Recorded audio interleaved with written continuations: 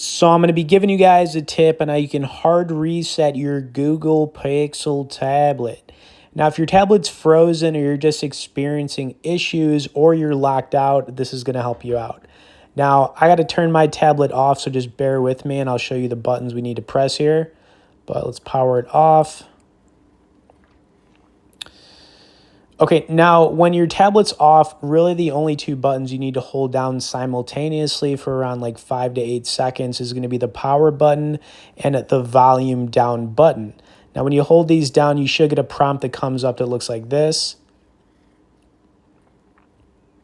Okay, so we're basically in boot up mode here, and what you want to do is use the volume up and down button to find the reset option, and then you're basically good to go. When you find that option, you just want to click the power button after using the volume keys to find it. Then you're going to start it up, and you could set up your tablet from, the get-go.